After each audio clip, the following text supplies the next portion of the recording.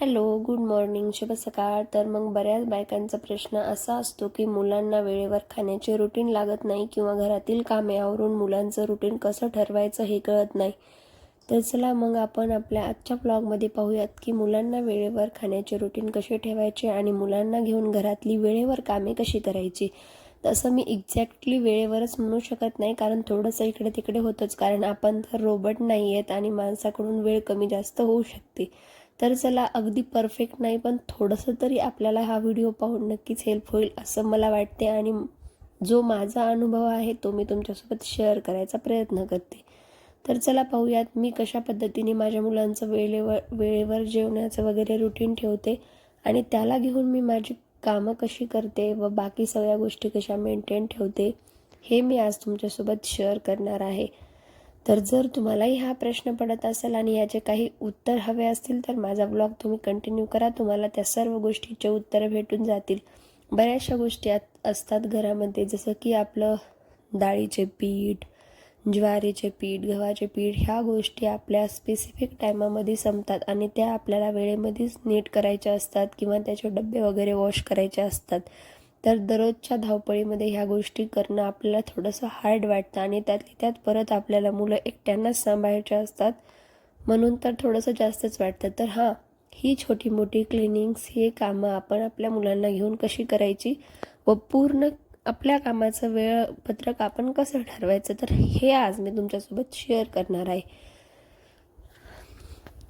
तर दररोजच्या कामामध्ये असं काही जास्त चेंजेस करायची गरज नाही. सकाळी आपण लवकर उठलो तर दररोज आपला थोडासा लेझी डे असला तर सकाळी मुलं उठायच्या अगोदर आपण आपले रेग्युलरचे झाडून, फरशी आणि कपडे हे गोष्टी करून घ्यायच्या आणि बाकी जे कामं आहेत उर्वरित किंवा एक्स्ट्राचे ती आपण आपल्या मुलांना घेऊन नक्कीच करू शकतो, त्यांना गप्पा करत करत वगैरे. आणि राहिली गोष्ट त्यांना वेळेवर खायला द्यायची, तर माझंही तसं झालं.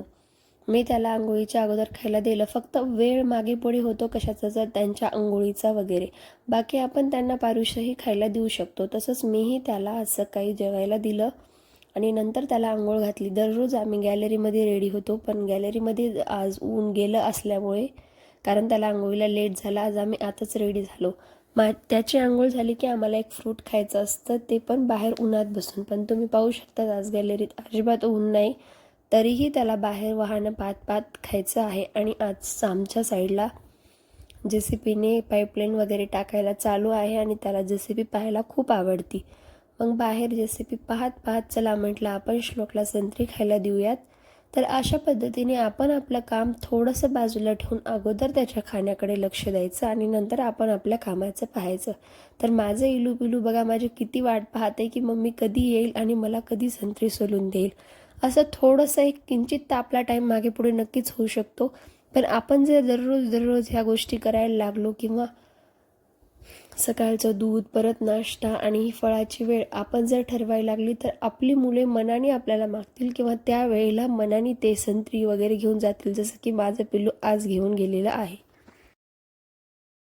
मी त्याला बरेच दिवस झालं सकाळी दूध पाजवत असते आणि नंतर 1-1.5-2 तासांनी त्याला जेवायला देते, म्हणजेच पोळी भाजी देते किंवा जे काही नाश्त्याला असेल ते. आणि नंतर त्याची अंघोळ वगैरे झाली की जवळपास त्याची अंघोळ दररोज 10 वाजेपर्यंत मी घालते, पण आज लेट झाला असल्यामुळे त्याला अंघोळीला 11:30 वाजले आणि मी दररोज त्याला अंघोळ झाली की थोड्या वेळाने कुठलेही एक फ्रूट्स खायला देते, तर मग त्याला त्या गोष्टीची सवय झालेली आहे. तसं तर काही बायका म्हणतात अंघोळ झाल्यावर अशी फळं देऊ नये, सर्दी होती, पण असं काहीही नसतं. आपल्या मुलांना सवय झाली की ते ॲटोमॅटिकली त्याच्या बॉडीला झेपतं. आणि महत्त्वाचं म्हणजे आपण मुलांना फळं कधीही दिवसाला देऊ शकतो, फक्त एवढंच आहे की रात्री देऊ नये. म्हणून मी त्याला दिवसामध्ये कधीही तो जेव्हा मला म्हणेल की मम्मा मला फ्रूट्स खायचे तेव्हा मी त्याला देते. आणि तुम्ही आज पाहिलंच असेल, मी त्याला जवळपास 1 महिना झाला हे रुटीन ठेवलेलं आहे आणि आजही आणि याच्यापूर्वीही त्याची अंघोळ झाली की तो मनाने बरोबर मला तो फळ घेऊन बाहेर चल म्हणतो. तसं ऑरेंज त्याला खूप आवडती, पण दुसरं डाळिंब वगैरेही असू द्या, आपण एक एक देत देत त्याला हळूहळू करून त्या गोष्टीची सवय नक्कीच लागते असं मला वाटतं. आणि राहिली गोष्ट उर्वरित कामांची, तर किती एक वेळ लागतो, एक 5 मिनिट आपल्याला एक संत्री किंवा डाळिंब सोलून देण्यासाठी आपल्या मुलाला लागते. एकदा त्याची पेटपूजा झाली की मग असतंच काय. तर मी तुम्हाला म्हटल्याप्रमाणे आपण अगोदर तर आपली सगळी कामे करून घ्यायची आहेत. सकाळी मुलं उठल्यावर किंवा मुलं उठल्याच्या नंतर. पण आपण कसं दररोज लेझी त्यांच्याबरोबर टाईमपास करत करत कामं करतो. आज फक्त एवढंच करायचं आहे की ते कामं थोडे फास्ट करून घ्यायचे आहेत आणि नंतर मुलांसोबत त्यांच्यासोबत खेळत खेळत छान अशी बाहेरची गॅलरीत झाडांना पाणी वगैरे टाकून घेतलं मी.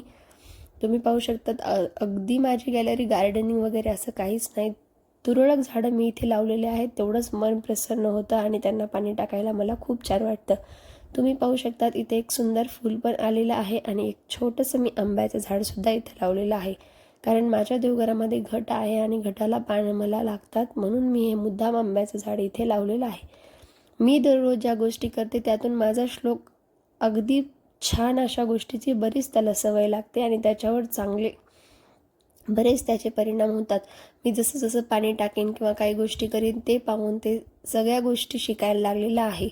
झाडांना व्यवस्थित पाणी टाकून घेतलं आणि आता म्हटलं चला आपण पोर्चमध्ये पूर्ण झाडून वगैरे काढून घेऊयात. तर अशाच प्रकारे आपण ही छोटी मोठी घरातलीच कामे किंवा ही कामे त्यांना घेऊन करू शकतो. मला तर त्याला सांगायची सुद्धा गरज पडली नाही. इथे जे माझ्या पायऱ्यांवर मनी प्लांट आहेत त्यानेच तिथे पाणी टाकलं आणि तुम्ही पाहू शकतात आतमध्ये थोडीशी रांगोळी राहिलेली आहे कोपऱ्यात, तर तो स्वतः साफ करते. आणि आता साहेबाचे लक्ष गेलेला आहे स्टँडकडं आणि त्याला तो स्टँड घ्यायचा आहे आणि त्यालाच मोबाईल लावलेला होता. नको घेऊ म्हटलं की मग परत रडारड करतात मुलं आणि अशीच आमच्याही साहेबांची थोडीफार रडारड सुरू झालेली आहे.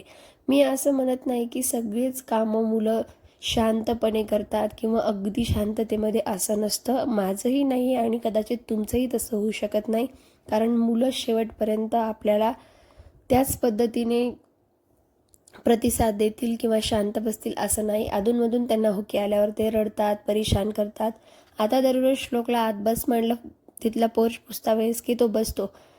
मोस्ट ऑफ दी टाईम मी तो असताना तो पोर्च पुसतच नाही, कारण ओला असल्यामुळे तो पडेल वगैरे म्हणून. पण तरी आज तो होता आणि मला वेळ नाही, एक्स्ट्राचे कामं करायचे म्हणून म्हटलं चल असू देत, तू सोबत असतानाच मी ही कामे करून घेते. नंतर छान अशी रांगोळ काढली आणि श्लोकने माझ्याजवळ बसून छान बघितली. मुलं छोट्या छोट्या गोष्टी पाहून शिकतात. मी असं म्हणत नाही रांगोळी वगैरे काढणे, पण बाकीही बऱ्याच गोष्टी असतात शिस्तीच्या. जसं की मी तुम्हाला म्हटलं कोपऱ्यामध्ये थोडीशी रांगोळी राहिलेली आहे. आतलं झाडता वेळेस ती मी घेणारच होते, तरीसुद्धा त्यांनी ती रांगोळी हाताने अलीकडं ओढून घेतली जेणेकरून मम्माचं लक्ष जावं आणि मम्माने ते स्वच्छ करून घ्यावं. अशा काही छोट्याशा सवयी आपण आपल्या मुलांना असं दररोज सोबत घेऊन नक्कीच लावू शकतो. नंतर मग बाकी पूर्ण मनी प्लांट्सला पाणी टाकून घेतलं आणि नंतर आमची जोरात रडारड सुरू झाली. तर असं काहीसं मुलं करतात आणि नंतर मी त्याला थोडंसं शांत केलं आणि झोपी घातलं. जवळपास त्याची झोपीचीही टाईम झालीच होती. माझं एक मेशोवरून ऑर्डर केलेलं पार्सल आलं होतं, तर चला म्हटलं आता ते काय आहे आपण चेक करूया आणि उघडल्याच्या नंतर तुम्हाला कळणारच आहे की ते काय आहे.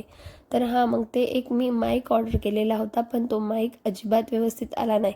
मला माईक ओपन करण्याची एक्साइटमेंट कमी, पण ते जे येतात ना ते फोडायचे जास्त. मला असं वाटतं की बऱ्याच बायकांना ते फोडायला आवडतं किंवा मुलींना, मला तर खूप जास्त.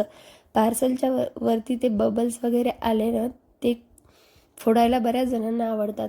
मी तो माईक काढून लावून पाहिला आणि नंतर म्हटलं चला आता आपण फोनला कनेक्ट करून पाहूयात. मी माईक फोनला कनेक्ट करून पाहिला, पण अजिबात छान आलेला नाही आहे. माईक रिटर्न करण्यासाठी मी ऑर्डर रिप्लेसला टाकली, पण त्याला रिफंड नव्हतं, फक्त रिप्लेसमेंट होते. म्हणून सांगते, जर तुम्ही अशा काही गोष्टी ऑर्डर केल्या तर त्याला रिफंड आहे का हे अगोदर चेक करा आणि नंतर ऑर्डर रिप्लेस करा. माझ्याच्याने चुकून ही ऑर्डर झाली होती, म्हणजे ह्यांनी केली होती आणि त्यांनी ते कदाचित चेक केलं नसावं. त्यांना असं वाटलं असेल की आय थिंक हा फ्लिपकार्टचा प्रोडक्ट होता, तर त्यांना असं वाटलं असेल की खूप छान आहे म्हणून त्यांनी ऑर्डर केलं, पण ते अजिबात चांगलं नाही आहे. फार खरखर असा आवाज येतो आहे. रिप्लेसमेंट करूनही काही उपयोग नाही, कारण रिप्लेसमेंट जरी केली तरी सेमच येणार. त्यामुळे मी रिप्लेसमेंट पण नाही करणार. आता बघू कुठे उपयोगी पडते का, म्हणून मी तो माईक ठेवून घेतला. आता मी तुम्हाला म्हटलंच होतं घरातील छोट्या मोठ्या गोष्टी आपल्या संपतच असतात. तसंच माझं बेसन पीठ वगैरे आणि ज्वारीचं पीठही संपलेलं होतं. तर मग चला म्हटलं आता आपण हरभऱ्याची डाळ आणि ज्वारी उन्हाला ठेवूयात. तर तुम्ही पाहू शकता ज्वारीमध्ये असं पांढरं पीठ होतं, त्यामुळे त्याला व्यवस्थित चाळून उन्हाला ठेवायचं असतं. श्लोक झोपलाय तोपर्यंत म्हटलं चला आता आपण हे चाळून डाळ आणि ज्वारी उन्हाला ठेवून घेऊयात. आणि परत मला गव्हाचंही दळण ठेवायचं होतं थोडंसं. मग मी सगळ्यात अगोदर ही दळणं त्यामध्ये टाकून घेतली, मोजून व्यवस्थित जेवढी मला ठेवायची होती तेवढी. आणि आता जे काही डब्यांमध्ये थोडं थोडं गहू, ज्वारी आणि हरभऱ्याच्या डाळीचं पीठ आहे, तर चला म्हटलं ते जे पीठ आहे मोठ्या डब्यांमधलं ते आपण छोट्याशा डब्यामध्ये ट्रान्सफर करूयात आणि ती डबे स्वच्छ करून घेऊयात. कारण आपण असं पूर्ण पीठ संपेपर्यंतही वाट नाही बघू शकत. थोडं का होईना पण पीठ राहतच. तसंच माझंही बेसन पीठ बऱ्यापैकी म्हणजे 1-2 वाट्या तरी होतंच. म्हणून म्हटलं जरा छोट्या बरणीमध्ये हे बेसन पीठ आपण काढून घेऊयात आणि ही पूर्ण डबे क्लीन करून घेऊयात. जोपर्यंत आपलं ज्वारीचं दळण, डाळीचं, गव्हाचं वाळतंय तोपर्यंत आपले डबेही वाळून जाते. नंतर आपण त्यामध्ये ते गहू वगैरे भरून गिरणीमध्ये दळण्यासाठी ठेवू शकतो. तर अशा प्रकारे मी माझी छोटीशी क्लिनिंग करते जेव्हा माझा मुलगा झोपलेला असेल तेव्हा. आणि जोपर्यंत तो जागी आहे तोपर्यंत मी त्याला बोलत बोलत बाकी सर्व काम करून घेतली. पोर झाडणे, गॅलरीमध्ये पाणी टाकणे, त्याला खायला घालणे आणि इव्हन त्याला चेअरवर बसून मी माझे कपडेही आज धुवून घेतलेले आहेत. त्यामुळे मला असं काही काम नाही राहिलेलं. आणि जोपर्यंत त्याची झोप होत आहे तोपर्यंत माझी ही छोटी मोठी क्लिनिंग्स आणि दळण वगैरे करणं होऊन जातं. परत तो उठला की त्याला खायला घालणे किंवा गरम गरम काहीतरी खायला करणे ह्या गोष्टी कराव्याच लागतात. म्हणून शक्यतो आपली मुले जेव्हा झोपलेली आहेत तेव्हाच अशी कामे काढा. कारण आपण जर डाळ वगैरे दळण चाळत बसलो तर मुलांच्या पण अंगावर धूळ जाणे किंवा त्यांच्या नाकामध्ये याची धूळ जाणे, त्यांनी सांडवणे वगैरे ह्या गोष्टी होतात. आणि ह्या गोष्टी मुळे आपण जास्त चिडचिड वगैरे करतो. त्यामुळे ह्या गोष्टी शक्यतो आपण आपली मुले झोपल्यावरच करावी. आणि त्यांचा झोपण्याचा वगैरे प्रॉब्लेम असेल किंवा झोपत नसतील तर मग कदाचित त्यांचे पप्पा वगैरे घरी आल्यावर करावेत. मी असं म्हणत नाही की जर तुमच्या मुली शांत असतील तर तुम्ही नक्कीच करावे. पण तुम्हाला सांगते, ज्या मुलांना कळत नाही ते मुलं गव्हामध्ये हात वगैरे घालतातच. आणि आपल्याला जे काम 30 मिनिटात होणार आहे त्याला 45 ते 60 मिनटं कसेही लागतात. कारण मुलांना घेऊन काम करणे आणि एकटीने काम करणे ह्यामध्ये भरपूर फरक असतो. तर मीही माझ्या मुलांना असं सांभाळते. डबे घासली होती ती वाळवताना व्हिडिओ शूट करायचं मी विसरली आहे. पण आता यामध्ये मी डायरेक्ट दळण भरून ठेवलेलं आहे. एकामध्ये गव्हाचं दळण ठेवलेलं आहे, एका ज्वारीचं आणि एकामध्ये ठेवलेलं आहे डाळीचं. एक तो डब्बा खुलाच आहे पण त्यामध्ये मला दुसरं काही सामान भरायचं आहे म्हणून मी तोपर्यंत तिथे झाकण लावून ठेवलेलं आहे. तर असं होतं माझं आजचं छोटीशी क्लिनिंग रुटीन आणि माझ्या मुलाला घेऊन कामं. तर आता तुम्ही म्हणता तू तर म्हणली मुलाला घेऊन, तर असं नाही. जे एक्स्ट्राचे कामं आहेत किंवा असे मुलांना घेऊन करू शकत नाही ते कामं आपण ते झोपल्यानंतर नक्कीच करावे. मी जस्ट एक तुम्हाला ओपिनियन दिलं की मी अशी करते. तर मग आय होप तुम्हाला माझा व्हिडिओ आवडला असेल. व्हिडिओ आवडला असेल तर लाईक, कमेंट, शेअर आणि माझ्या चॅनलला सबस्क्राईब करायला विसरू नका. तुम्हाला आणखी असेच मोटिवेटिव्ह व्हिडिओ किंवा छोट्या मुलांसोबत मी काम कशी करते किंवा छोट्या मुलांना कसं सांभाळायचं किंवा त्यांच्या खाण्याचं रुटीन वगैरे अशा पद्धतीचे व्हिडिओ तुम्हाला हवे असतील तर तुम्ही माझ्या चॅनलला नक्की एकदा व्हिजिट करा. तुम्हाला बऱ्याच गोष्टी पाहायला मिळतील.